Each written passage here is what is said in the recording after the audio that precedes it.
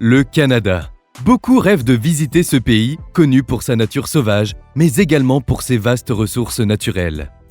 Alors que la guerre en Ukraine raréfie certaines matières premières, le Canada compte bien en profiter pour devenir une plaque tournante, notamment pour le pétrole.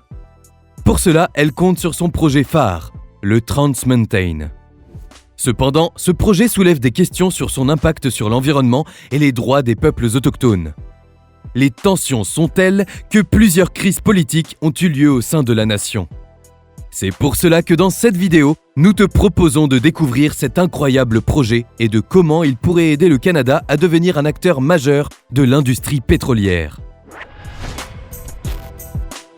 Le Trans Mountain n'est pas nouveau.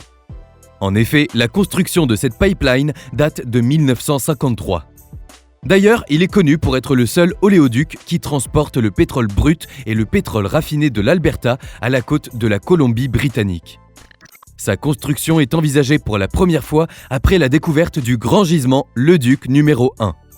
C'est une trouvaille majeure, car ces réserves de pétrole conventionnelles sont les plus prolifiques de l'Alberta. Cela entraîne donc un boom de l'exploration et du développement pétrolier dans l'Ouest canadien. Il faut savoir que dans cette région, le pétrole est difficilement exploitable car il se trouve loin, à l'intérieur des terres. De plus, pour le cas de l'Alberta, l'hydrocarbure est localisé dans du sable bitumineux. L'exploitation est alors beaucoup plus polluante que la production d'un baril classique. Après la fin des travaux, le pétrole acheminé par le Trans Mountain est exporté à l'étranger. Nous sommes alors dans une période favorable où la demande en hydrocarbures ne fait que s'accentuer, à la fois en Asie, sur la côte de la Colombie-Britannique et aux États-Unis.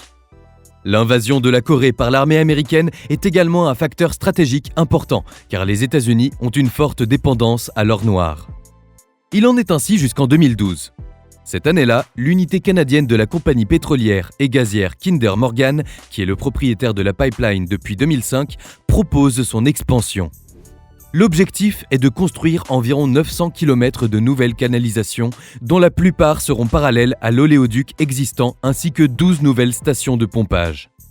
Le projet est nommé Trans Mountain Pipeline Expansion Project.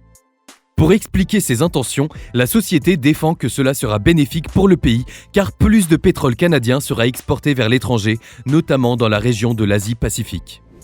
Ainsi, toujours selon l'entreprise, le Canada gagnerait 3,7 milliards de dollars supplémentaires chaque année en faisant passer la capacité du réseau de pipeline de 300 000 barils par jour, soit près des 3/4 de la production d'un pays comme l'Algérie en 2022, à 890 000 barils par jour. Par la suite, le gouvernement a ajouté que le projet permettrait de créer environ 15 000 nouveaux emplois. Il faut savoir que le Canada est déjà un des plus grands exportateurs de pétrole au monde. Il est le 5e pour être exact. De plus, le pays profite d'une situation avantageuse, notamment avec des événements comme la guerre en Ukraine. Mais le projet d'expansion ne plaît pas à tout le monde. Déjà, en 2014, des douzaines de manifestants sont arrêtés pour avoir tenté d'entraver les travaux d'arpentage de la pipeline. Les conséquences que cela pourrait avoir sur le réchauffement climatique sont notamment mises en avant. 2 ans plus tard, en 2016, pour restaurer la confiance du public, le gouvernement fédéral intervient en désignant une commission pour évaluer le projet. La même année, le projet est approuvé et 2 ans plus tard, en 2018, il est revendu au gouvernement canadien malgré les critiques. Par exemple, plus de 150 activistes anti-pipeline, incluant la chef du Parti vert Elizabeth May et le député fédéral du NPD Kennedy Stewart, sont arrêtés en mars 2018 pendant les manifestations. De plus, selon une étude menée par l'université Simon Fraser, Kinder Morgan a surestimé les avantages économiques de l'agrandissement du réseau, sachant que la production de pétrole aux États-Unis et des exportations sont en croissance. Mais les tensions sont telles que cela ira jusqu'à créer des conflits politiques. En effet, peu de temps avant la revente du projet au gouvernement canadien, un différend commercial éclate entre la Colombie-Britannique et l'Alberta. En fait, le gouvernement de Colombie-Britannique propose d'interdire l'augmentation du transport du bitume de l'Alberta vers la côte ouest. Il devait s'agir d'une interdiction temporaire pendant que la province demande d'autres consultations sur les risques posés par les déversements de pétrole.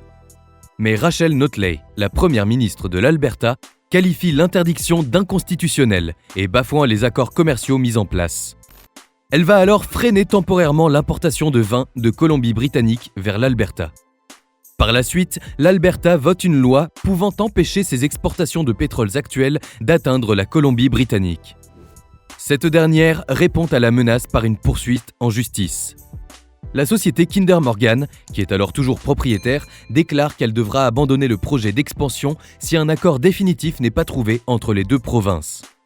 Les tensions sont telles que le Premier ministre fédéral, Justin Trudeau, qui est alors en voyage à l'étranger, rentre en urgence. Au même moment, le gouvernement fédéral promet d'indemniser Kinder Morgan pour les pertes financières résultant des retards de construction. Malgré cela, le problème ne semble pas trouver de solution et les deux parties ne trouvent pas d'accord.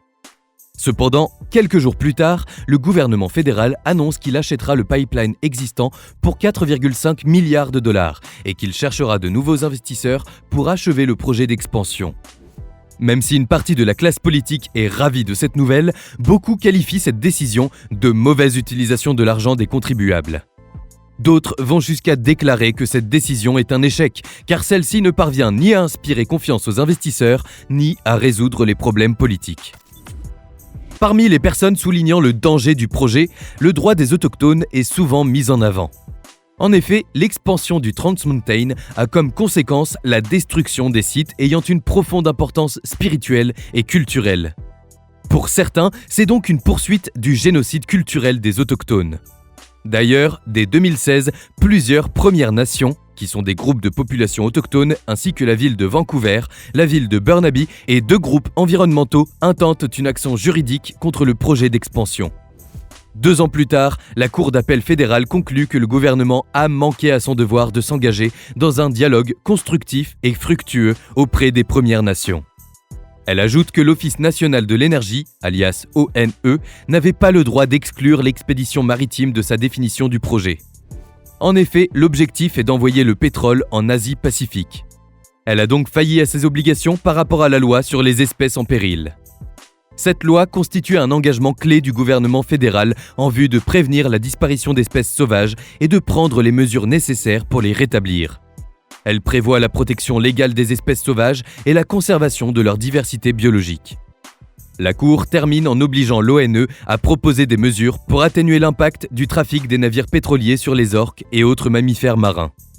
Cette décision a pour effet de renverser l'approbation de l'expansion, en plus de contraindre le gouvernement fédéral à revoir certains aspects du processus de consultation et d'approbation du projet. Plusieurs politiciens manifestent alors ouvertement leur déception quant à cette décision et la première ministre Rachel Notley annonce l'intention de l'Alberta de se retirer du plan national de tarification du carbone jusqu'à ce que le gouvernement fédéral mette en place des conditions propices à la réalisation de l'expansion. Le jour suivant la publication de la décision de la Cour d'appel fédérale, Kinder Morgan vend le pipeline et son projet d'expansion au gouvernement. Pourtant, comme tu l'as compris, les travaux pour l'extension sont en cours. Alors que s'est-il passé par la suite ? Début de l'année 2019, l'ONE publie un nouveau rapport d'examen sur le projet d'agrandissement suivant l'ordonnance de réévaluation émise par la Cour d'appel fédérale. Il est alors une nouvelle fois demandé à la Cour d'accepter le projet, expliquant qu'il est d'intérêt national. De plus, l'ONE présente au gouvernement 16 nouvelles recommandations concernant la prise de mesures visant à atténuer, éviter ou réduire les effets de la navigation maritime associée au projet. En réponse, le cabinet du Premier ministre Trudeau approuve l'agrandissement de la pipeline. Ensuite, en août de la même année, la construction reprend. Ainsi, l'expansion de Trans Mountain est évaluée à 12,6 milliards de dollars et est toujours en construction. Depuis, la société d'État responsable du projet déclare en mars 2023 que 80% des travaux de construction sont terminés et que l'achèvement des aspects mécaniques est prévu d'ici la fin de 2023. Ils annoncent alors que les activités devraient commencer pendant le premier trimestre de 2024.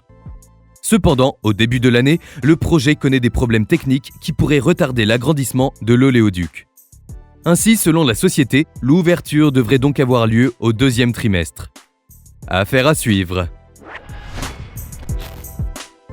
Avec Trans Mountain, le Canada montre qu'il veut jouer un rôle important sur la scène pétrolière mondiale.